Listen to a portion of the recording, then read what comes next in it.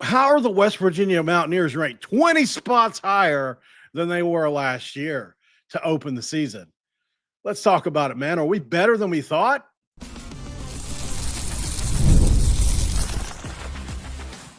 You are Locked On West Virginia, your daily podcast on the West Virginia Mountaineers, part of the Locked On Podcast Network, your team every day. What is up, guys? Welcome back in. My name is Mountaineer Paul. I am your host. This is Locked On West Virginia, baby. Well, we're talking about the Mountaineer basketball team today, and I'm excited to do so. We've got an excellent slate for you guys, so stick around and be entertained. Are you not entertained? This episode of Locked On West Virginia going to be brought to you by our good friends at Mazda. When it comes to Mazda, you know the deal, guys. We're going to keep moving the game forward with Mazda, where you can move and be moved. I'm not here alone. As a matter of fact, I'm here with an esteemed guest, somebody that I have been on his show before, somebody I have a lot of respect for, somebody that does an excellent job and has one of the more diverse podcasts out there, Josh Whitt from Unreasonable Doubt. Mountaineer Paul. Man? Hey, I'm well, man. Thanks for the invite. How are you? Doing well, brother. Thank you for accepting my invite on short notice. We exchanged. I should give you a number, and you called me.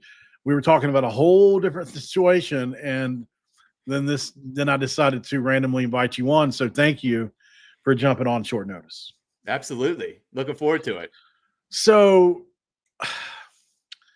the Mountaineers last year, obviously, Darren DeVries got in late. Similar situation to Rich Rod, and they didn't have time to build crap. Right, like it was a pretty big rush job. Obviously, you had Tucker in-house, so that did help. You thought we didn't know what was going to happen. Happened. I don't even want to go into that. And then you flip a really good freshman. You get a couple portal pieces that are tough-nosed, like a Sincere Harris. And, it seemed like, okay, we got something here. We got some players. At least I think we kind of all felt good about the starting five and still do, even still to this day. But we had no depth, right? And kind of the opposite of this year's team, in my opinion. And I think the ranking reflects this initially, as West Virginia comes in at 67th Kenpom ranking to start the year. And I know people are going to be like, what's the big deal? But Josh, it's a pretty big deal, right? Well, it depends, right, Paul? Like, it depends on how much you bank on what Ken Pomeroy's computer is banking on with this early rating. And you think about what it had last year, hardly any turnover, or only Offrey was the only guy that was a holdover. This time it's just Abe, and he didn't see the court, and I don't know if he's going to see the court this season. So you're just looking at the coach, you're looking at the incoming transfers, and you say on paper last year, you got Tucker DeVries, you got Amani Hansberry and Sincere from Illinois. You've got these D1 transfers. But looking at this year's roster, it's Honor Huff, Trace and Eagle staff, these guys that the numbers offensively are really impressive. And I think that's what's factoring in that jump from last year's preseason rankings to this year is just, Honor Huff made the most three-pointers in Division I last season. That factors into a computer, and that's one example of where I think the computer in the preseason rankings is a little bit higher than what they had coming in last season. At 67, you're on the bubble, right? So that's not a bad place to start for this team. And remember, they jumped with the coach's son out for most of the season last year. They jumped 32 spots from their Kenpom preseason ranking last year to what they ended up at. And what they ended up at, so that's a significant jump, Paul, right? And that got them to first team out. And we don't have to go over that again, but that's what that put them. So if you do a 30-spot jump from 67, then you're in. Like, that's an NCAA tournament team. Will that happen? There's a lot of factors that go into that, and we'll see how it plays out. But that jump, when you start higher, that's a tournament team, and that's a top half Big 12 team, and that means you're in the NCAA tournament. Right. There was one of these can't remember which one I had on here earlier. Maybe it was this one. But one of these has West Virginia's actual ranking on it. That has the full ranking of teams around West Virginia. I know you had a piece of paper there, but yeah, so that it puts them for 12th out of 16 Big 12 teams, and there's a big lump together between 61 Kansas State and really 69 Oklahoma State. So it's like the bottom half of the Big 12, he's kind of got them lumped all together pretty close. The lowest is Colorado at 83. So all top 100 Kenpom teams, which is in the Big 12, that's always typical. There's not really an outlier on the basement side, and a big stack kind of clumped together. And then he has a gap between Kansas State at 61 and then Cincinnati at 36, going up all the way to the computers. All agree, Paul, that number one, not only in the Big 12 but in the country, are the Houston Cougars, and you can understand that they were the runners up and what they have. Absolutely. No doubt about it, man. So obviously, I think here's how I'm looking at this, right? 12th in the Big 12 is a launch pad, not a ceiling. That's the headline if I were going to give it a headline. Because you're sitting behind Houston, sitting behind Tech, Iowa State, Arizona, Baylor, BYU, and Kansas. Those are all elite basketball teams you can make an argument for. Almost all of them, Josh. Almost all of them. I mean, think of what BYU just did in their offseason. One of the best offseason, not in just their history, but for any team in this new era of the Big 12, minus Texas, Oklahoma in the last few years. They had several five-star guys come through the doors, and just an incredible overall year. And then you look at Baylor, they've got Drew, obviously. Arizona is always going to be there. Iowa State and what they've got going on right now, Texas Tech and what they've got going on right now. And then obviously Houston turning into the new Kansas in this conference is incredible. And that doesn't count the everydayers, if you will, like K-State and Cincy. This is a stacked conference. 12th is bad in a lot of places, but for a first-year guy, I mean, we were 15th last year, weren't we? 16th or 15th in the Kenpom? We were right around this spot, maybe a little bit lower, and then jumped up to the middle, right? We finished at 10-10. They finished 10-10 in the Big 12. So, and our friends in Kansas, I mean, we're saying that they're a top half Big 12 team, but think of what's happened in 2 seasons with the Jayhawks, where they are, to see them 7th. You know, if we see WVU as 7th in the Big 12, we're doing backwards. It's like, dude, this is a great season upcoming. Yeah. Excited for it. Kansas has the process, and I think they're going to be better this year than last year. But 21 net rating in the country. That's the wild thing about the Big 12, and you see this with the SEC and the Big 10 as well, is 7th in the Big 12, but 21st in Division I basketball. So that's the gauntlet you deal with in this Big 12 conference, where Kansas, who has always been near the top and just was running regular season and conference tournament championship year after year, finds himself in a spot where we'd love to be in, but they're like in 7th and in the top 25 comfortably. But it's wild. It really is. I guess as a West Virginia fan, I would liken it to how we were in the 2000s and how we are now, kind of how we feel. Like it's a similar drop, right? Like in the early 2000s, we're a top 25 team every year, bordering top 15, and some years top 10. Obviously, Kansas at a higher level than that. But, I mean, as a West Virginia fan, if you want to know how they feel, it's probably similar to this. Like, you know, because middle of the pack for them is you might as well just be mediocre at all of it. I mean, if they finish ranked in the top 25, they're mad. They need to be in the top 20, top 10, right? Top 10, top 5 finishes. You know, they're the most, you know, they're probably the most storied program in college basketball outside of 2, maybe 3 programs. You go UNC, you go Kentucky, UCLA, and Kansas, right? I mean, those are basically the ones. Duke's a newcomer by those standards, and so they don't really count. They didn't really come out of the 80s. So, you know, I mean, we're in a situation here where we're in a conference with a bunch of basketball schools that also play really good football. And the thing is the ones that have always been good at football are just getting good at basketball. Like BYU is a great example. of a Johnny come lately to the basketball scene. Um, it's pretty wild. But you know what? I got to ask you, Josh, before we go to break here. Ross Hodge says, "Look, I know what people are saying, but we have to have a championship mindset." What are your thoughts on Hodge and the way he's moved this offseason so far? I've really liked what he's done so far. I like he's presented 4 guys so far in the preseason for kind of player interviews. Liked every one of them. Like what he did with the time he had for working the portal, bringing in reclassified guys like Amir Jenkins, Evans. We're going to talk about him next. Yeah, Evans. My heart Jr. swells. Yeah, so it's like now what that translates for in year one. Anybody in a year one, those are challenges of everybody getting together. Yeah. And I think Ross Hodge is the 4th coach in 4 seasons for WVU. And so it's literally almost a killer. And that's not on Ross Hodge. That's the situation he inherited. So when you flip the roster like this, like did it last year with the last guy, doing it completely with Ross Hodge, it doesn't matter. You can look at Duke, you can look at Arkansas under Musselman. Those are the exceptions of where you can just flip the whole roster. Calipari at Kentucky, flip the roster and be successful.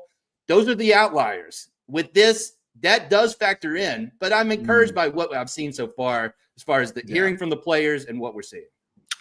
And speaking of the players, after the break, I'm going to talk to Josh about that.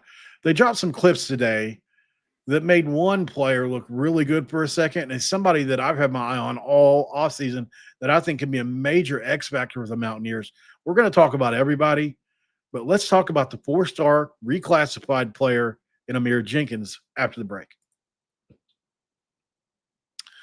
And this episode of Locked On West Virginia is going to be brought to you by our good friends at Mazda. Look, when it comes to Mazda, it's a pretty cool thing. This episode is going to be brought to you by Mazda that moves the game forward. And for those who believe it's not just about playing the game, it's about redefining it. There are moments that do more than just put the points on the board. They move crowds, they move culture, and they keep moving the game forward. This week's moment that moved the game forward has to be Ross Hodge, the getting Amir Jenkins to reclassify, one of those moments. But how about Ross Hodge engaging with multiple 5-star players, just taking big swings, taking big, huge whacks at it, whether we're going to land them or not? That's what we needed in Morgantown for decades, I'll tell you. And when you follow what moves you, the only unexpected is only the beginning. And just like there's more to every highlight, there's more to a Mazda vehicle today with Mazda, where you can move and be moved. Segment 2, of course, we always like to crack a do. What do you got, Josh? Oh, dude, I'm going with the unleaded seltzer water. So I have been on a new diet, and there's a doctor that got a hold of me from Utah after the BYU video did so well and has offered me free care. So I'm taking it. And I told my mom, I said, this is the last weekend. I've got to stop everything after this weekend, and it's going to be the case. So this will be one of the very last Mountain Dews I drink. So I hadn't drank any this weekend until now. Good luck with that, man. Yeah. It's going to be a change. It's going to be a change for me, but like a lot of my health, it's just, I mean, it's got to change. It's same thing when I was within my, and I'm honest about this channel all the time about my struggles, in recovery. I knew when that had to change, and thank God it's like they always say, not to get off track too far, but with addicts especially, there's only really a few things that can happen: jails, institutions, and death. What you going to choose? With this, it's like you've only got two choices. You either keep eating, keep drinking, or you die. So I choose to live. It's pretty simple, right? Good choice. Yeah. Good choice. So sorry for getting off track there, but I've got to talk about this kid Amir Jenkins for a minute, man. Worcester Academy in Massachusetts, kind of out of nowhere signing. I don't think a lot of people expected it to happen. And there was some speculation on whether or not he was going to be a 26 or 27. But at the end of the day, it ends up being, not 25, not 26. He ends up being a 25 kid. And I tell you what, man, of all the guys that we brought in this year, Josh, Amir Jenkins, I think, has one of the highest ceilings of all of them. Well, I mean, 4-star, right, for the 26th class, and then elevates and comes here a year earlier. And when you looked at the roster before you got in here, it's like, what does West Virginia need? And there was only one true point guard on the roster, right, with Jasper Floyd. So it's like, to have somebody, we really liked KJ Tenner last year, and I wish him well at Murray State, but this is a jump up. This is a jump for sure, and it's exciting to see. And I do think, Ross Hodge has a short rotation. I think he's going to be in that rotation, Amir Jenkins. I almost guarantee it. Yeah. So this is a play. This is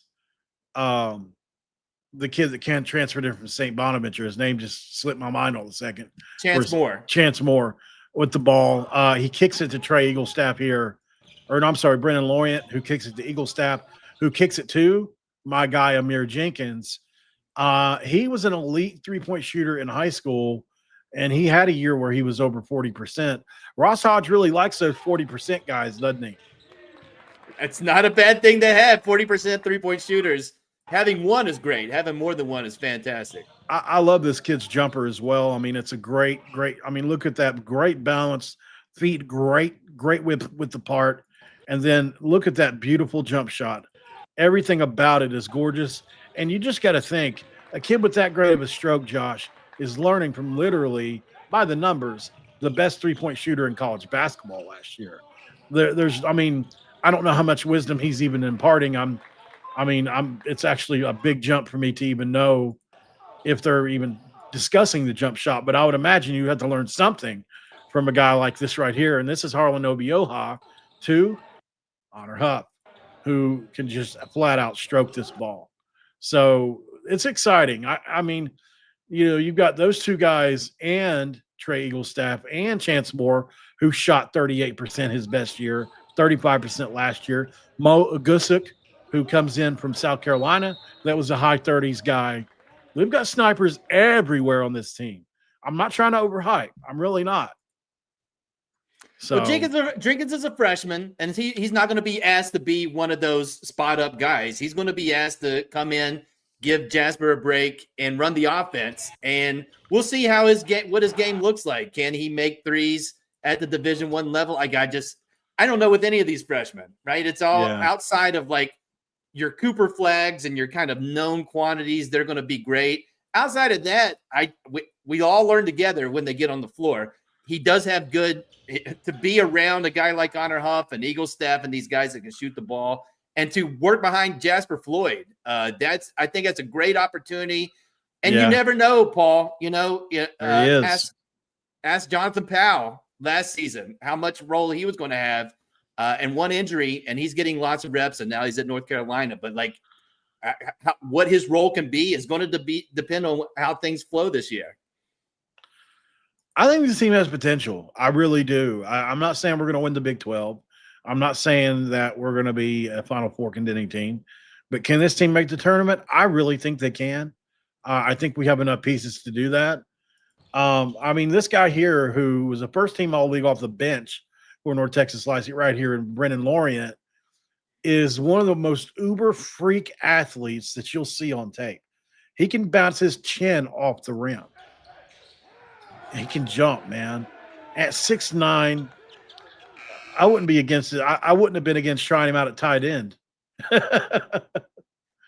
Well, think about it, Paul. I mean, he has never started a game at the Division I level, and yet was a big part of that North Texas team last year. High usage rate when he was in the game. Can do a lot of things for you. He blew me away it was this week when he said, I can play the three. It'd be wild to see Lorient get reps at the three. But definitely I can see him moving over to the five when Obioha has to sit down. And he can absolutely do that, and I think we'll see that a ton this year. I do too. I think what you gain by having Obioha lose 60 pounds it's probably 5 to 8 minutes a game for him, maybe somewhere in there. He was averaging 18 minutes a game at UNC Wilmington at 280 pounds. Well, that's not a shock. He was 280 pounds. 300 pounds is a lot of weight to carry around, or 280. We got D linemen on the team that are 280. They're not 7 feet tall, but yet still weight is weight. No matter how big your frame is, it's still got to carry that around. So you lose 60 pounds, and now he looks 220, 230. So if Obioha can get you 22 minutes a game, 23 minutes a game, you bank it. You take it because he's an elite defensive presence. Well, got the potential to be an elite defensive presence. Obviously, he's I would say a plus finisher at the rim. Definitely good with his back to the basket. He's got potential to become, I think, an honorable mention type center in the league if he can put things together. We'll see. I get my fan hat gets on. I have to bring myself in sometimes, but I don't know if you're the same way, but this play here by Brendan Lorient is exactly one of the reasons I love him so much, Josh.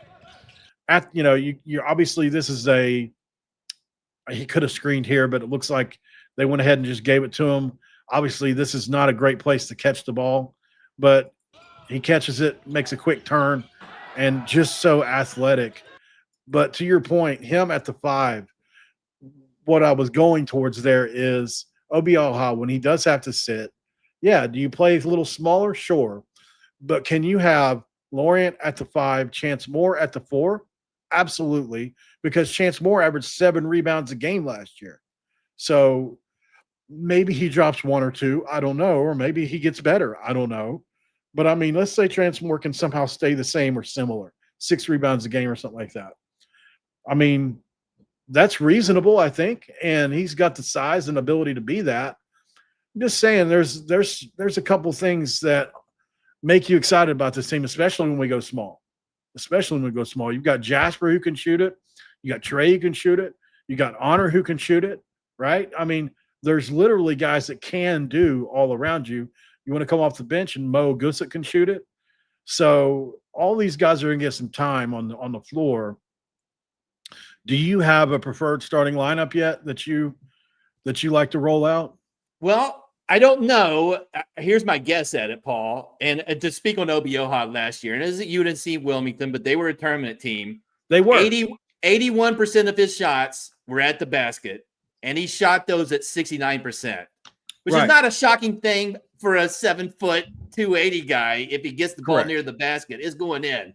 How that translated in the Big 12 play. It reminds me a lot of Jimmy Bell. Very similar profiles in the bigger guy at somewhere else, loses weight, gets into shape, comes to WVU, great feet, gets position, and if you can get it to him. And then that clip of him passing out, I don't remember seeing Jimmy Bell do that. So to see that's an exciting opportunity for guys who are spotting up around the perimeter to find those guys. That would be amazing. But back to your question about starting 5, I think Jasper Floyd's going to be the one. I think he comes from North Texas and knows how to run, and he's a facilitator. He's going to run, and he's on both sides. He's going to run offense and defense. Honor Huff at the 2. Here's where I get, and I'm interested to hear what you think, Paul, at the 3, because I think he's got options. And so the easy thing to say is Eagle Staff at the 3.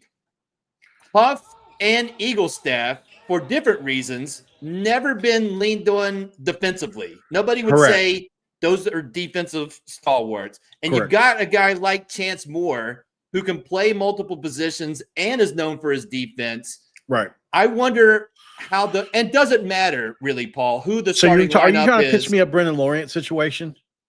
I think Lorient's going to be locked in at the 4. I don't see Lorient at the 3. No. I'm saying, are you saying Eagle Staff could be in a Lorient situation from last year?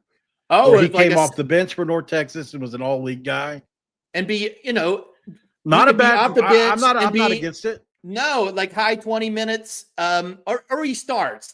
Neither one would surprise me, Paul, if it was Eagle Staff or Moore at the 3. Of course, Moore's out the first 5 games, so it'll be Eagle Staff on day 1. Then I think it's Orient at the 5 and Obioha Orient at the 4, Obioha at the 5, and trying to juggle those minutes because I just don't see Abe coming off the bench. Jackson Fields is coming back from an injury. You look at freshman DJ Thomas, might see some more game time early on. He's going to play, He's going to play, especially early on, and try to feel how you get that. It reminds me last year of Andre and Hansberry, where very rarely the last guy put them both in at the same time. But Hansberry being the Orient at the 5, that seems similar. And then Andre comes in and he's the true 5. And would it shock you, Paul, to see Chance Moore, a 6'6" guy at the 5, going back to like the Wellington Smith days of the one really undersized 5, and just because Hodge will do it. Hodge will put 3 or 4 guards out there. Right. It wouldn't shock me that he'd do that. And we'll see. And I think we'll see a lot of experimentation, especially in the non-conference schedule. Well, that sounds like a good place to go to one more break. We'll talk about that next after the break and put a bow on this one. Thanks to Josh Whitt for being here. And this episode of Locked On West Virginia going to be brought to you by our good friends. Of course, we're talking about FanDuel. With FanDuel, it's a pretty simple deal with them. You bet, you win, and you win, right? So with FanDuel, it's like this. New customers can bet just $5 and get $300 in bonus bets. That's if you win that first $5 bet. But, right, just pick a bet. $5, you put it down. If it hits, you unlock $300 in bonus bets to use across the app. Pretty good stuff. I love how FanDuel gives me so many ways to play the games, right? I built parlays. You can do player props. You can follow live lines during the games, whatever you want. And I got to ask, what are you waiting for? Because if you visit to FanDuel.com to download the FanDuel app today, you too can get started. And last but not least, our friends at Monarch Money are going to say hi to you, as most people can't name all their financial accounts or even what they're worth. Whether it's 401ks, properties, or investments, when you don't have the full picture, you can end up leaving money on the table. That's why there's Monarch Money. It's an all-in-one personal finance tool that brings your entire financial life together. One easy, clean, easy-to-use interface on your laptop or phone. Monarch is built for people with busy lives. Put off your organizing your finances for too long. Monarch is going to be there for you, and it does the heavy lifting. You can link all your accounts in minutes, see clear data visuals, get smart categorization of spending, and finally feel in control of your money without ever touching a spreadsheet. Maximize investments, increase your savings rate, easily review your finances with your partner and or a financial advisor, and keep a clear view of your mental and financial health week to week and long term. Don't let this opportunity slip through the cracks. Use code LOCKEDONCollege at monarchmoney.com in your browser for half off your first year. That's 50% off your first year at monarchmoney.com with the code LOCKEDONCollege. And we're back with Josh Whitt from Unreasonable Doubt. And before we go any further, tell everybody that's watching what you've been up to. Hey man, it's basketball season. This will be my 9th season doing the podcast and doing episodes after each game during the season. So can't believe it's been we'll be at 8 years. And I would say it's just me in my now I'm in laundry room, started in a pantry. So it's like, and still having fun with it, Paul. And so that's what matters. That's right. And so weekly episodes leading to the first game in November, and then episodes after each game throughout the season. And you can find that wherever you listen to the podcast, Unreasonable Doubt. Sweet, man. That's on all the platforms. All the platforms. Apple, Spotify. Cool. Yeah, dude. Make sure even you guys YouTube. go see them. Even YouTube. Okay. Well, make sure you go check them out wherever they're at, guys. It's a big deal, right? We support our West Virginia brethren, and there's no reason not to support Josh. So I'm asking you as a favor to me, go hit that follow, subscribe, and all that, and send him lots of money. Dude, yeah, do all of that. I bet you could find reasons to not do what Paul's asking, but absolutely, I appreciate that, Paul. Well, man, you've got a great spirit about you, and I really appreciate you for coming on. Love your energy. You've got a great vibe to you. I think there's people in the comments that have said over a minute ago, like Tosh said, he's got to start a YouTube channel. Well, okay. So Tosh, listen, the video, and then not, with a podcast, I can say something really dumb and keep it. or decide, you know what, I'm going to redo that. And I do like that versus the on live experience with reps. Maybe it'd get better, but I don't want to bore your audience with that, but don't hold your breath. Because I'm a basket case, and I don't think I can switch over to my mug. I don't want my mug on the internet this often. You know what I mean? Yeah. Like your mug's often on there all the time, dude. And you are comfortable with that. I am Ugly not. mug. I didn't say that. Nobody's talking about appearances. I'm saying the reps. And maybe with reps I'd get better. I got a lot of reps. You got it, dude. Nobody's arguing about your reps. You get nobody better argue about my reps. But thanks. Reps. But don't hold your breath for me. You just gave me such a great merch idea. I got reps. All right. I've got reps, buddy. I'm definitely going to do that. You guys want I've got rep shirt. Do you want reps? Because you do reps with me. We can keep talking about reps, or we can move on and talk about the players' reps. Even the players get representatives. They've got reps. Everybody's got reps. A lot of rep talk, but let's talk about let's put a bow on the basketball team. I'm excited for this team coming up. Thanks for bringing me in. Yeah, dude. All right. So where do we leave off?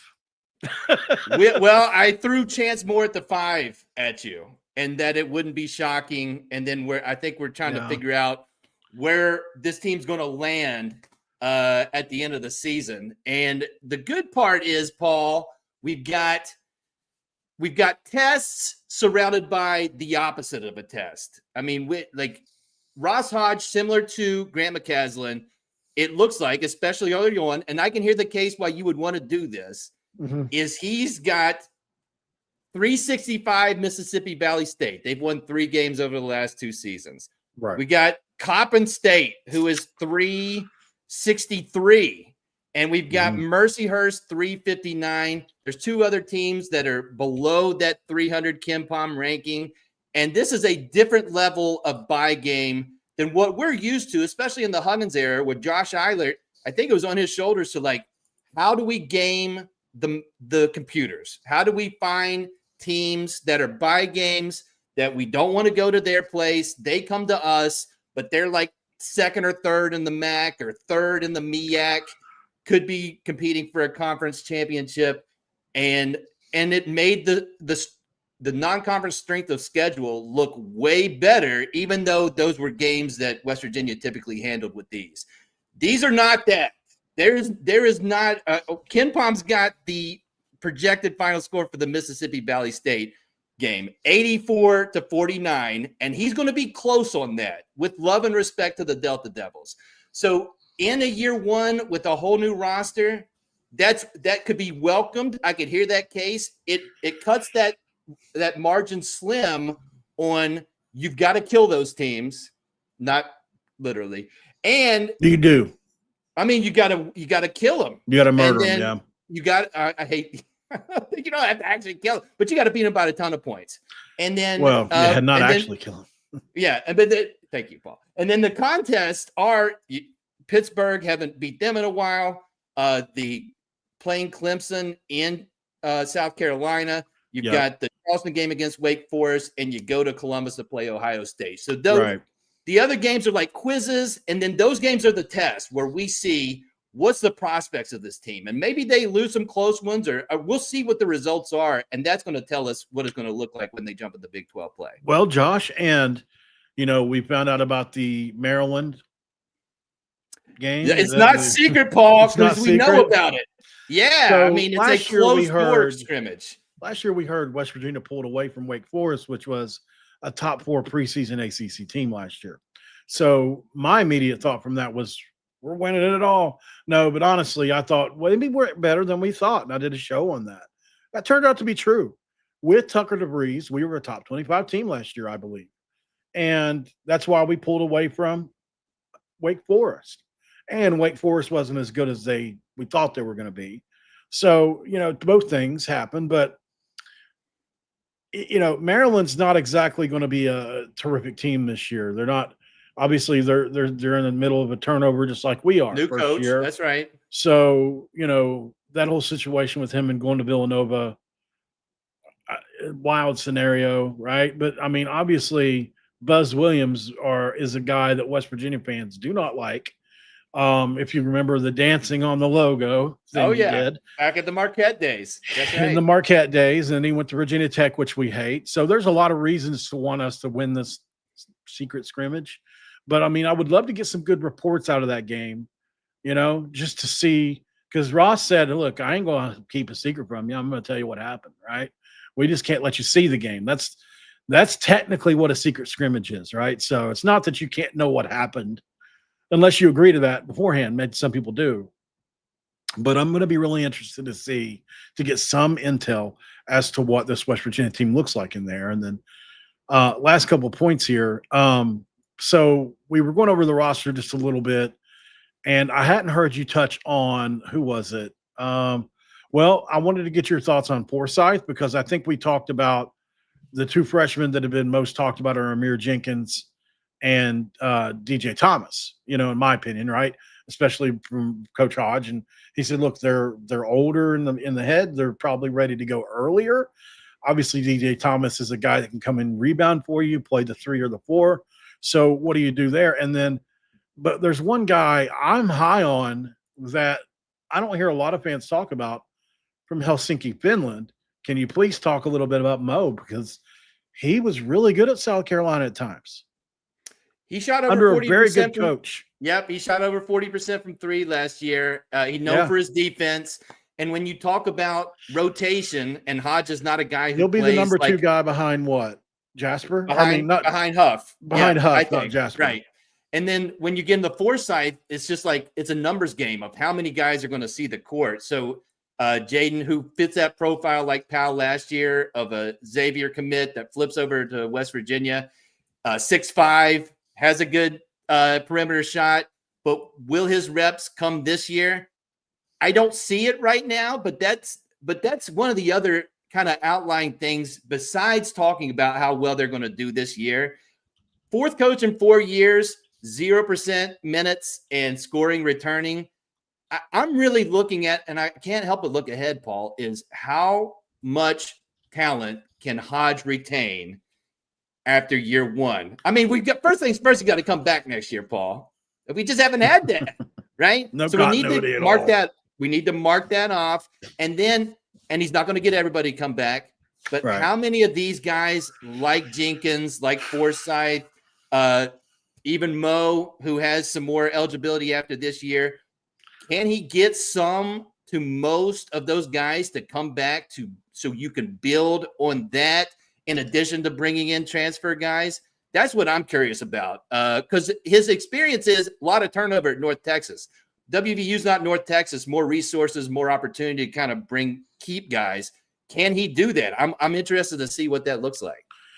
Well, it's a great point, because everybody that's anybody in this team's a senior. Literally everybody, outside of the freshmen coming in. I mean, if you just go over the list really quick, Brennan Lawrence is a senior, Jasper Flores is a senior, Honor Huff's a senior, Chance Moore is a senior, Fields a senior, a senior, Eaglestaff a senior, Obioha a senior. So it's like so at a base level, you gotta fill those gaps, right? Right. And so that's baked in, but that's 7 out of 15, Paul. So not that, again, not everybody's got to come back, but if Amir Jenkins is can you keep 5 building block, can you keep 5? Can you keep 3? Can you keep Jenkins, and can you keep Thomas, Mo? And like if you can do that, and I don't see why he couldn't, but that's going to be a good sign, because if we got to bring 12 guys in, 13 guys in, then you have questions about, is this long-term sustainable to a successful program? Because what I see, Paul, is filling in the gaps. You're not completely turning over the roster every year. You got some guys who have been in the program at least a year. And again, it don't have to be 4-year guys, Paul. 1 year. Just give me something to build on. Right. Can he do that? I'm excited to see if he can. And I hope he can, because I think that'll be a sign of Hodge will be here a while and he can be successful. Love those takes, man. You're excellent guest. One of the best I've had. I really appreciate this. Come on, man. I'm being honest. I'm being totally honest. Well, listen, trust me. I recognize talent. Real recognizes real. You're very good. Just use you I are. laugh out of uncomfortable. It's fine. Okay, dude. okay, okay. You I don't like enjoy it. compliments. That's fine. Thank you. I got to ask Paul, you one I'll more leave you with question before this. you go. Before you tell me this, to tell you where I come from. Okay. People will ask me, Josh, I heard you do a podcast, and I straight up say, no, I don't. So that's the level of promotion I do for the podcast, is deny that I do one to people. And it's kind of a bit, and maybe I'll say, okay, if I did one, I do it. Yeah, it might be a bit, but that's where I'm at. Of like, you're like method acting a bit though. You're not even telling anybody. So crazy. It's so weird. All right, last question. Oh God. So the women's basketball team. I know we could go on forever and ever and ever about them. Yeah. But I mean, I love the women's team as well. I had Coach Kellogg on a few months ago. You lose Quinterly, you lose Harrison, you lose Shaw, you lose Watson, right? And you thought, just when you thought this team couldn't come back, well, no, not so fast. You've won 27 plus in back-to-back years, and you've got an excellent team led by Jordan Harrison coming back. You bring in all kinds of really great players, obviously. I'm a big fan of Kiera Wheeler and company, Gia Cook, some of these additions they brought in. What are your expectations for this women's team going forward this year? Because I think they're really good. I'm excited to see. I think Watson is the biggest piece that they're going to miss and try to figure out, because she did everything. She was the kind of Swiss Army knife for that roster. But you've got all conference Harrison returning. I can't wait to see second year of our other Jordan Thomas, Sydney Shaw second year. To me, Kellogg has that formula of lost a bunch of people, but filled in the blanks with only one freshman. And then the rest, you've got the transfer portal, and then you bring back Shaw, you bring back the French lady. Apologies to her, who I love her game. I love her passes. Harrison, Shaw, Thomas. So it's a mix of where you bring some back, fill in the gaps. And so, yes, they lose Quinterly, and of course that's a big loss. But to keep your third-year point guard, who's a first-teamer and deserves to be there, and to see what Shaw can be, because I think Shaw last year was trying to figure out how to be beside JJ Quinterly, and also, but she loves to shoot the ball, Paul. So I think her usage rate is going to jump up this year, and she's going to jump. I think Thomas has to make a big jump in year one, because the Big 12 Player of the Year preseason is Crooks. That's who she's going to guard, and that's who she's going to be compared to this season. I can't wait to see those two teams play together, see what she looks like against them. I'm excited for this season. Technically, it should be a step down, but you've got Kiera a lot Wheeler, of talent. man. Yep. And then is that the lady from Norfolk State? She's awesome. I see the highlights. She's going to be awesome. She's a very good player. Yeah, almost a double-double last year. So they've got some good talent coming in. And, of course, they'll take the non-conference schedule to kind of fill it out and see what they'll look like. I think it's going to look different, Paul, not on the defensive side. We know what the defense is going to be. But how they get their buckets, I think Shaw's going to create, and then I think they're going to try to get it towards the basket. And I'm going to see some more post action. So we'll see what it looks like. Yeah, gone are the days of Quinterly just figure it out, right? It's Shaw figure it out, and Jordan can absolutely get to the rim, but it's Thomas finishing. It's the lady from Norfolk State finishing close, and you've just got taller players that's going to be Celia Riviere. Thank you, French lady. And to see what they look like on offense, that's going to be interesting, because I think it's going to look different. He's Josh Whitt, Unreasonable Doubt. Obviously, he should be on ESPN. Nope, that's not true. Thank you so much, brother. Yeah, absolutely, man. Thanks for the invitation. Thank you for taking it on short notice. It means a lot. I'm probably going to ask you back at some point, so just be ready for that. Guys, make sure you like the video, subscribe if you're new. I've seen some BYU people in the chat. Thank you for joining in on the West Virginia stuff. It means a lot. And we will see you guys on the next one. Before we go, obviously, we have to give a shout out to the channel Locked On Big 12. Obviously, Drake Toll, one of the best in the business. Host, he's obviously a Banana Balls announcer, and he's traveling around with all them. And he quit ESPN to do this, and now he's really killing it over there at Locked On Big 12. I mean, who quits ESPN to do a podcast? Well, he did it, and now it's one of the best around. So Locked On Big 12 is the spot for you. Make sure you go support Drake Toll over there. And I'll see you guys on the next one. For Josh, for me, this episode's over, but you don't ever want to forget the biggest thing, and that's to cue them country roads.